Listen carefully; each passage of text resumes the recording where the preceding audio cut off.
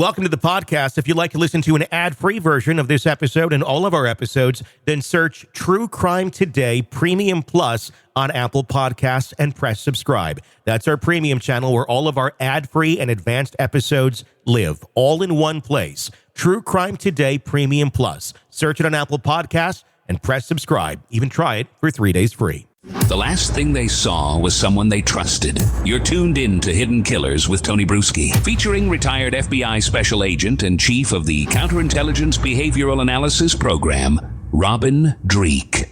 The trial of Richard Allen, as of this recording, it is still going on. By the time you hear or watch this, there may, in fact, be a verdict. The defense is just rested as of our recording here. It has been a fascinating trial from everything that we've understood, not having access to the courtroom with cameras or video or audio. We have had some very interesting reporting coming out. Bob Motta of Defense Diaries has been in there. We've been following his reporting throughout all of this. And of course, we will talk with him very soon and get his reviews on what it was like at the second half of this. Right now, they're Robin Dreeke, retired FBI Special Agent, Chief of the Counterintelligence Behavioral Analysis Program, joining us once again to kind of get a thought on this as it's about to go to a jury. The defense, they didn't spend a ton of time using their platform, but they certainly had a lot to say counter to the prosecution while it was going in. The psychiatrists were very interesting. You had the one from the prosecution side who had a lot of issues going on with leaking information left and right. And it wasn't on the up and up. And then you had the defense psychiatrist that has come in and said, you know what? Yeah, the fact that he was eating the Bible, running into the wall, and his own feces were on the menu as well. It probably wasn't all there. I don't think he was psychologically sound, probably psychotic at the time. I don't think it needs a defense expert for us to know that. What are your thoughts on all of this, and then how that plays into the big question of credibility and making 60 plus confessions behind bars while he was in that state? Yeah, I am still solid on what I'm thinking with what we've seen so far, Tony. I love changing my mind. I love that, being surprised by new evidence or new things that are revealed and saying, "Oh, I got it wrong." Let's shift. Mm-hmm. Believe it or not, I enjoy those moments because they're learning moments. Yeah. Oh yeah. But we do not have that yet in my mind. Mm-hmm. I still am solid the fact that I don't see a behavior arc in him that says this is the type of behavior he would do. Mm-hmm. And then when it comes to confessions, what the psychiatrist for the defense highlighted to me is what's really, really relevant when it comes to these confessions. She talks about the duress he's under. He talks about the effects of isolation and all the horrendous things he was doing. He talks himself, remember, at the first interview and / interrogation about his suicidal thoughts. So I did the research on this. I don't have the exact percentages, but the only thing I'm thinking of is suicide by cop kind of mentality. Mm-hmm. Like everyone can Google for themselves. How often does someone falsely confess because they're suicidal? Mm-hmm. In other words, I just want out of the pain. And it actually is more common than you'd think. People will confess to crimes they didn't commit, especially murders, in times when they are just trying to get out of the pain. Yeah. And when you look at the details of his confession, it reads like it read in the newspaper.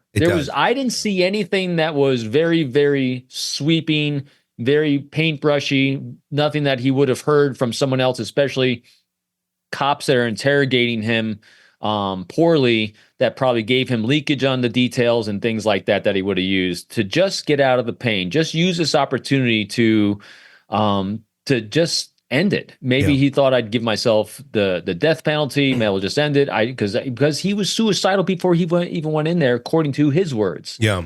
So and again, when you couple that with bad investigation and just nothing solid except a bullet casing, that again, the defense came in with another expert saying, "What? Yeah, nah, doesn't quite fit." And I think it's interesting to identify what pain means, because I think a lot of people have different identifications of what that can mean for someone, what it can make someone do. And it probably has a lot to do with what one's own story is, what one went through in their life as pain.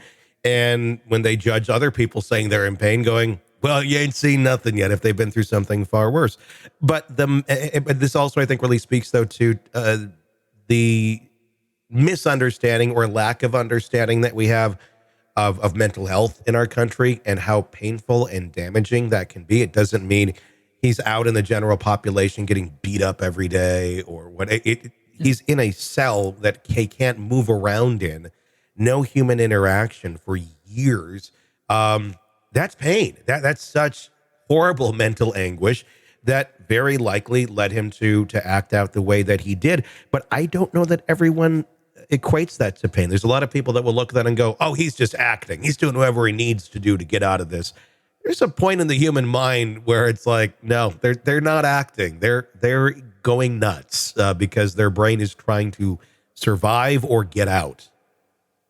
Yeah, it's so funny. We were just talking about this on the other segment. Yeah. The things I read, because I read a lot of survival types of books, especially when it comes to exploration. Yeah. And I just got done with Madhouse at the End of the Earth, the story of the Belgica is the story of the Belgian ship that first got trapped in Antarctica in late 1800s, early 1900s. And they call it the Madhouse at the End of the Earth for a reason.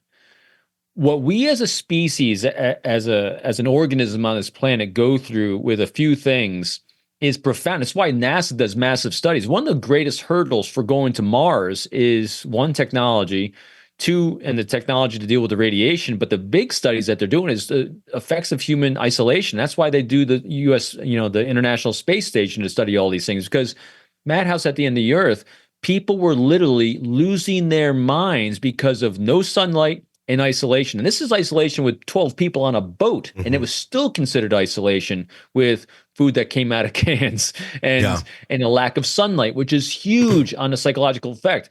Then when you put that duress of our physiology in coupling with what he was most likely, who knows, I'm not a psychiatrist or a psychologist, but most likely, as he's self-describing, depression beforehand, that he told the cops during interrogation, the likelihood that he already has chemical imbalances, which is a massive thing to deal with that psychological trauma of the isolation and the lack of sunlight. And I can't believe he is well off as he is because of those things. He's most likely very resilient and durable because of those things, because that is a massive assault on our senses. Yeah, he managed to come out of it. The way he's acting in court, from most accounts, Bob, who's been in there, there's been some people that say he's acting a little bit, but Bob's been watching me like, I don't know, he looks like any client I've ever had interacting with me. Right. So I'm taking his word for it that it's not a lot that's going, weird here in the courtroom with him. Welcome to the podcast. If you'd like to listen to an ad-free version of this episode and all of our episodes,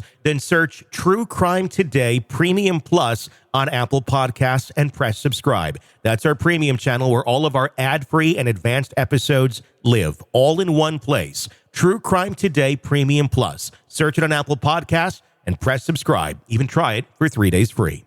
You're in the thick of a true crime saga, every detail sinking in.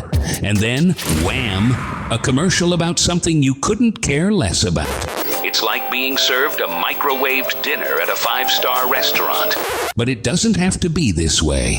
Go for True Crime Today Premium Plus on Apple Podcasts. With True Crime Today Premium Plus, you get uninterrupted, ad-free episodes, extended interviews that dig even deeper into the muck, and early access so you can brag to your friends. It's like ordering the secret menu at a crime buffet. So, search for True Crime Today Premium Plus on Apple Podcasts, subscribe, and savor every twisted detail without interruption.